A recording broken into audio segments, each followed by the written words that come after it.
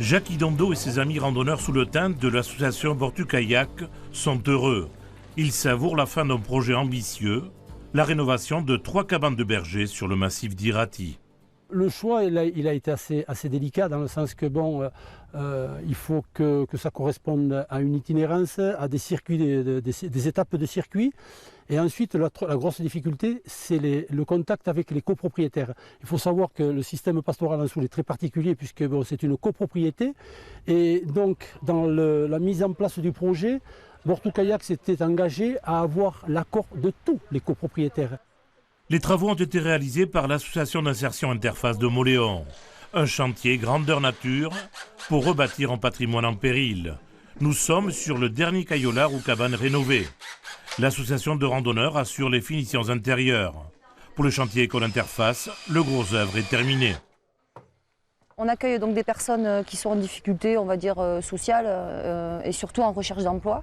Donc c'est des prescripteurs sociaux qui nous envoient les personnes à Interface. Donc nous on les salarie sur des contrats aidés, donc à hauteur de 26 heures semaine, et on les fait travailler sur des chantiers collectifs pour à la fois réapprendre un petit peu à se relever le matin, à travailler avec d'autres personnes et pour leur permettre de développer de nouvelles compétences. Si le dernier chantier est parfaitement accessible avec une piste carrossable jusqu'au caillolard, pour les 2 autres cabanes situées à Saint-Angras et Larreau, il a fallu employer les grands moyens. Bénévoles et salariés de l'atelier d'insertion ont travaillé d'arrache-pied en composant parfois avec une météo très capricieuse. Une expérience inoubliable pour l'ensemble des acteurs du projet. Sur le caillolard de Ganaguer et le caillolard de la Dubie, ça a été un héliportage. Ce n'était pas dans nos idées, mais bon, on n'avait pas trop le choix.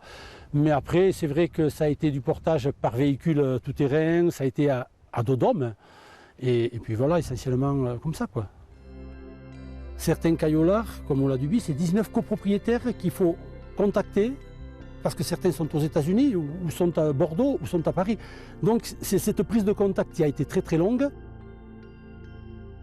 Le projet de rénovation de 3 caillolards dénommé Ola, caillolards en Souletin, a bénéficié d'importantes aides publiques via le programme européen LEADER destiné au projet de développement rural. Montant total de l'opération, 170 000 €, dont 70% de subventions publiques. Le projet a aussi bénéficié de l'apport de mécènes. C'est un projet qui concilie à la fois la valorisation du patrimoine culturel en ayant permis de réhabiliter ce petit patrimoine bâti qu'on trouve sur la montagne, mais aussi qui a permis une valorisation économique et touristique en faisant le lien avec d'autres caillolards qui sont toujours en activité. Et les randonneurs peuvent passer des caillolards au Ladubie, par exemple, à un caillolard à côté où il y a toujours un berger en activité et qui vend son fromage.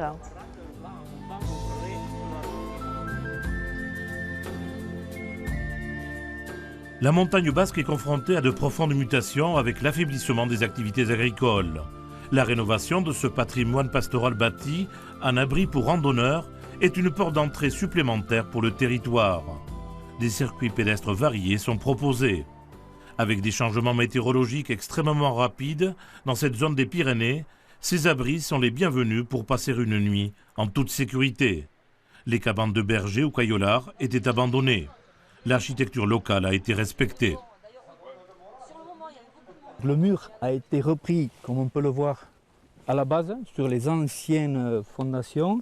Après, ce qu'on peut dire, c'est que sur la charpente elle-même, ce sont des bardeaux de châtaignier qu'il faut bien sûr appareiller également de façon bien évidente en pré-perçant les bardeaux, puisque le châtaignier a la tendance à se fendre si vous le pointez. Il va de soi que si le bardeau est fendu, l'humidité ou l'eau peut passer, en sachant qu'ici, vous êtes dans un coin où en hiver, il peut y avoir jusqu'à 80 cm, 1 mètre de neige.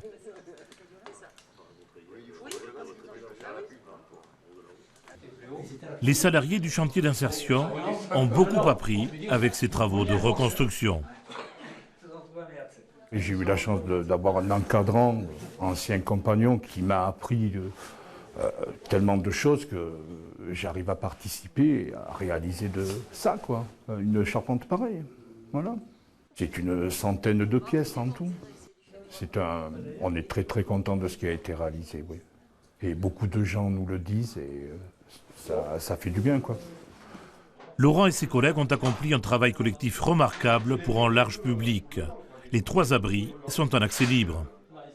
Les bergers ont eu la gentillesse de nous ouvrir leurs caillolards, de nous les mettre à disposition et s'engagent à garder la porte ouverte. Le but, c'est que vous regarderez, la porte, il n'y a pas de serrure, c'est porte ouverte. Ça doit servir d'abri à tout randonneur, tout usager de la montagne, que ce soit pêcheur ou autre, quoi. Et on précise bien que ce sont des abris de montagne, c'est-à-dire que c'est quelque chose de très sobre, quoi. Un bas-flanc, un couchage, une cheminée, et c'est tout. Ce programme de réhabilitation est à coup sûr en plus pour le développement touristique du massif d'Irati. C'est un moyen de sensibiliser, je pense, notre clientèle sur ce qui est la vie en montagne. Ces projets-là nous permettent d'évoquer le milieu du pastoralisme auquel on tient énormément. Et voilà, ça nous permet d'expliquer pourquoi la montagne est si belle et qu'est-ce qu'il faut faire pour que ça continue. Je trouve que c'est important de découvrir ce monde pastoral parce que c'est eux qui font vivre la montagne avant tout. Hein. C'est les bergers qui en sont propriétaires, les troupeaux, les bergers.